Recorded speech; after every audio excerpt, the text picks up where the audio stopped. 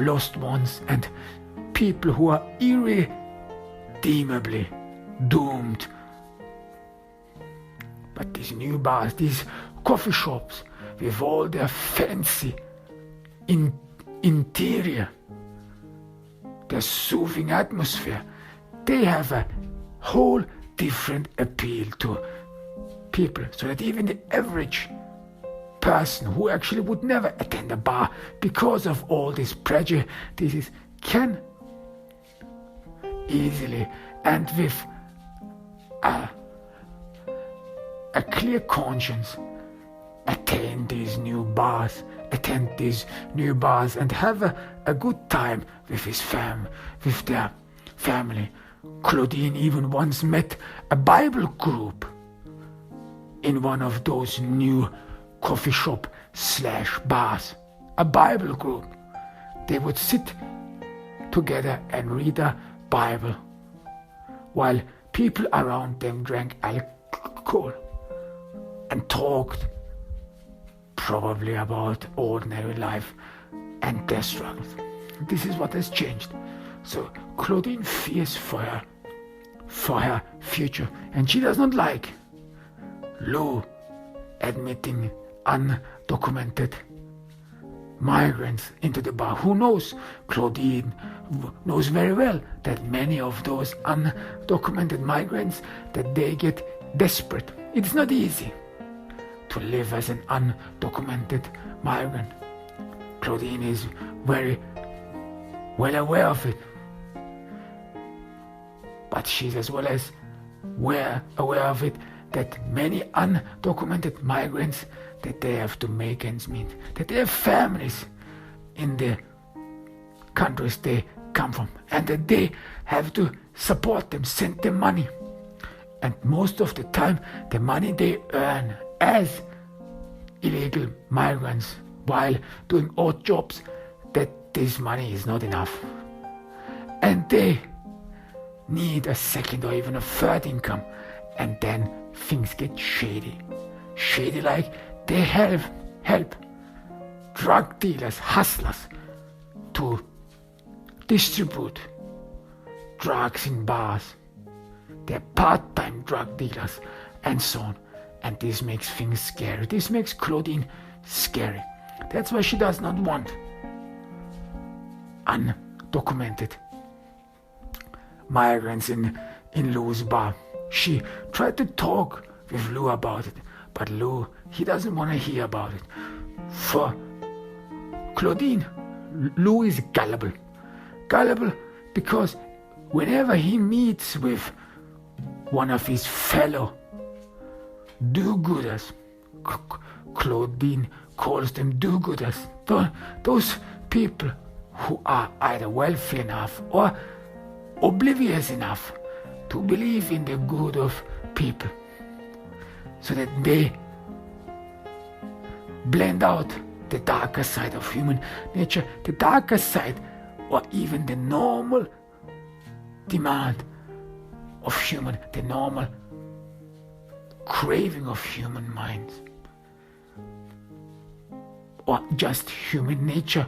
And human nature wants everyone to survive.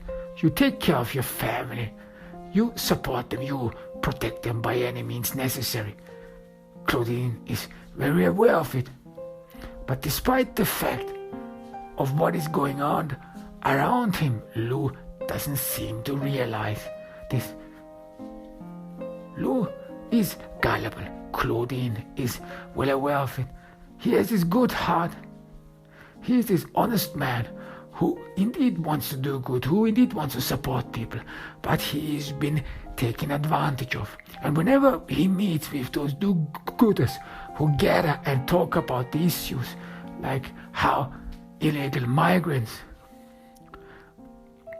deal with, or what issues they have to deal with, and that their life is hard, and that their town should become a sanctuary city as well, then Claudine realizes a change in Lou. This change is of course transitory. It does not last long, like a fad, but she immediately realizes Lou is changed. He talks more about the plight of undocumented migrants. He tries to flatter himself that he cares for them. He even starts thinking about the environment and how important it is to think about the environment and so on. And then Claudine always knows that that he met with his fellow do-gooders and that they have talked a lot about stuff which is out of reach for Lou. Thinks Claudine, because saving the earth, saving other people's life, this is far too away. Why? Because for Claudine, her own survival and the survival of Lou, the financial survival, is very important. Claudine, she knows the numbers, she does the numbers. She is the accountant in Lou's bar. She does the accounting and she's well aware that the bar loses customers. And that this new bar, this coffee shop / bar, night bar, that they are making big gains. And that these old saloon-like bars, that they probably won't make it long. Maybe they will disappear in a couple of years. And this makes Claudine scared. And for her, it is more important to firstly save her own skin. That's the most important thing, because if there is no bar, then no illegal and undocumented migrant can attend anything on weekends. So she wants to protect herself and Lou and the bar and the future, but it's hard talking with Lou. Tanya knows the plight of Claudine. She's well aware of it, and she willingly offered her help. She did this alacrity, this self-sacrifice for Claudine as well as for America. These thoughts fancy Tanya. She wants to help out, wants to shriek away, scare some illegal migrants, undocumented migrants, to go there. She looks at the camera, this camera, which is actually, according to Lou, not a real camera. This is just to scare some people off, those who think that they could rob him. But for a matter of fact, a couple of days ago, this camera was reinstated. It is working now, and works quite well. Behind, upstairs, in a room, there sits Hernan Cortez, Tanya's cousin, and he's glued on the screen. His eyes see through the camera, and they skim through the people, through the eyes, through the crowd. Hernan Cortez is in service as well, with her cousin Tanya Ocasio. They are willing and ready to do good for America, for the American people, give their service and their contribution to the people. Hernan Cortez, his parents called him after the conquistador who conquered Mexico. And they prided themselves with it. Normally in Latin America, people rather question the role of the conquistador. This has a bad connotation, the Spanish plight that was brought into the New World. But increasingly, more and more people, especially those who think that they are pure-blooded, that they can look back on a pure Spanish European lineage, more and more among these people a thought gained ground that the conquest of the New World wasn't actually as brutal as it is always depicted in the media.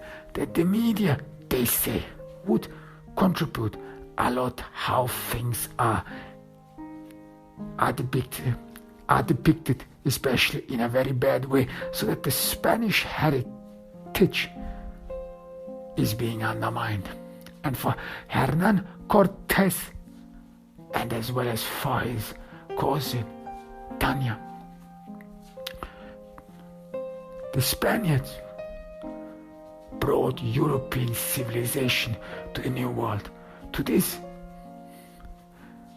less developed part of the world, and that it was necessary for them to bring civilization into this new world, and that the Indios, that they have to be thankful for it every day. For Hernan Cortés,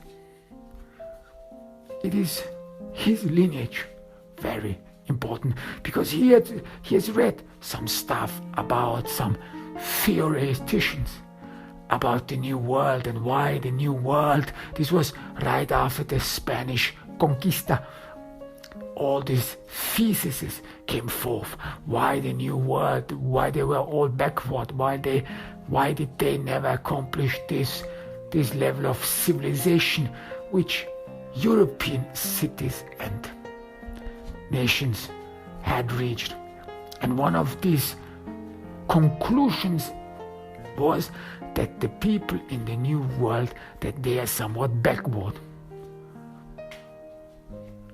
that they are intellectually and culturally backward, and this is the reason why they have never accomplished anything, why the Indios have not accomplished an intricate, high developed society, and that therefore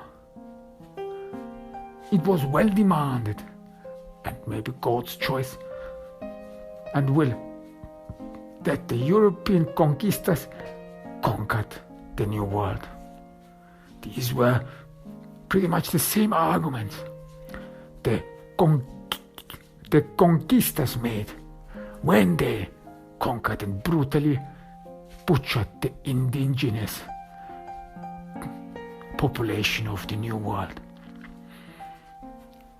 So, centuries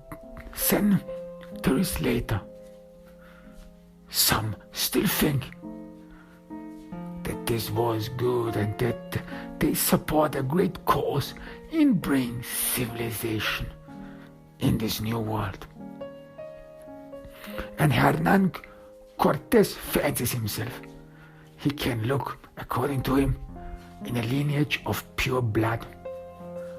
He even sometimes fancies himself that he probably is a descendant from a Spanish Don, one of those old Dons, not those of the New World where everyone who has a little bit of money calls himself immediately Don. No, one of those really pure ones who have this pure lineage. Hernan looks at the screen again. He looks at Tanya, the bait. They are waiting for someone, for one illegal migrant to take a step to approach Tanya. And then they immediately rush in. That's the scheme. They want to show everyone that they take care of the dangers, that they take care of America's unwanted. This service they provide for the people. And Hernan most of the time imagines how he being hailed and praised by